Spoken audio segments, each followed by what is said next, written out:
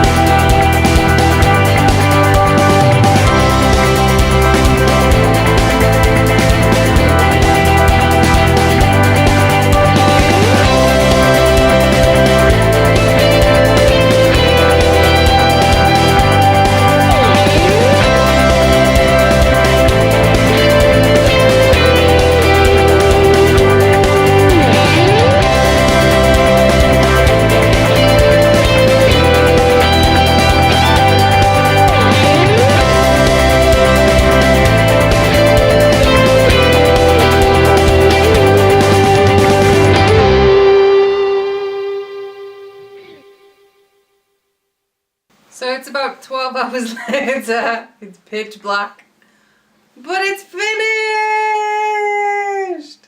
This has been the longest day ever. It probably doesn't help that I had to keep recharging my camera battery and uploading all the footage, but it's totally worth it because look how amazing this looks. Hang on, I'm going to zoom in on the pieces themselves. So we've got 3 big buildings. We've got good old Ollivanders, Gringotts Bank and Boggin and Burke's. So I think the easiest thing to do will be to show you one at a time. Or should we start Paddy's way and go with the minifigs first? No, it's up to you, it's your build. Right, so I can't concentrate on all 3 at once, there's too much going on. So I'll show you one at a time. So here we have Ollivanders, which is a really cool like mix of greens and blacks. We've obviously got the Ollivander sign. These stickers aren't the best, I will say that, but it's knockoff, so what do you expect? They're quite hard and fiddly to like put on, and then if you put them on wrong, then getting them off and back on again is a bit like hard work. We've got some beautiful detail. The colours are lovely. The only one thing I would say maybe is there's a slight difference in textures on some of the bricks, like the roof for example. I'll show you a bit further up close. So the longer bricks are like a matte finish, and then the edge bricks are the ones for finishing off are shiny, so that kind of is a little bit maybe I had a amazing. similar thing on the Killer Croc build that we put up last week, where 2 of the blues were slightly different. Yeah, but everything else looks amazing. The inside of this build is what really is where a lot of your effort goes. So the outside looks fab, but the inside's amazing. So we've got Mr. Ollivander down there at his desk. This does something, but I'm not sure what, because it kind of, there's a clicky thing under here. But I don't quite know what it's meant to do, so I need to find out. I think something should probably go on those 2 blue bricks, but there wasn't anything in the build. We've got the stairs, you've got all of this kind of like desky, all the wand boxes have actually got pictures of wands on the top.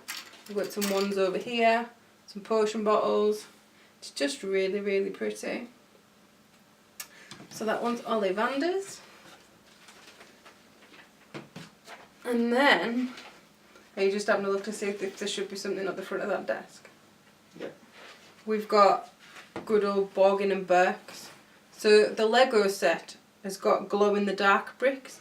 This one's got like greeny coloured bricks, and they do look pretty cool. The cool thing about this is that roof lifts off. I can't show you on this camera, the angle's crap. I'm trying my best. So the roof lifts up. We've got plants. We've got our bad guys. So we've got Malfoy, Lucius Malfoy that is, and the wolfy guy, I forgot his name. This twists so you can, so it does actually move, so the fireplace twists around. We've got the box inside, which is really cool.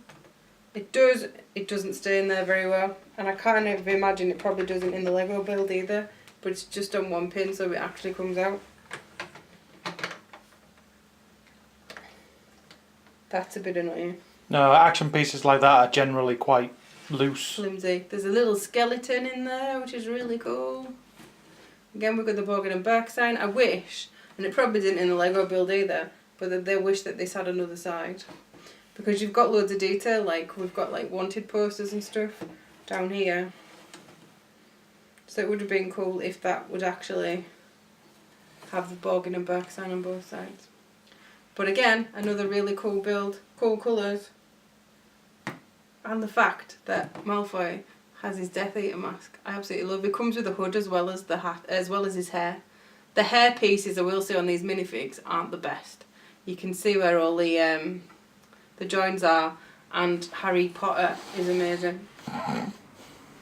Harry does have a scar, but you can't see it for his Beatles ball cut. Let's see if I can get that to focus properly for you. Yeah, so Harry's hair, even though it was long in this actual film, the minifig isn't great. Whoops, that was the Marauders map that I just threw away. Oh, and Hagrid's got tiny arms. Hagrid's amazing. Like, his figure's really cool. But they've given him normal minifig size arms and it looks really odd. I've checked, that's true on the Lego one as well. Really? Yeah. I thought it would come with, like, Hagrid-sized armed, but it doesn't. But No, anyway. this set is quite old and it's pre them actually starting to make big figs. It's from 2011, it's not that old. Right, the highlight of this whole build for me has to be Gringotts Bank. This is absolutely amazing. Look at it, everything moves, like you can move these out and have them straight, but they look so much better on an angle. You've got your little goblins, but it opens up. So you can, I love the fact you can either have it closed and you can still see all the detail on it, or, because it's on like the corner on Diagon Alley, you could open it up so you can have it slightly open or you can have it all the way open.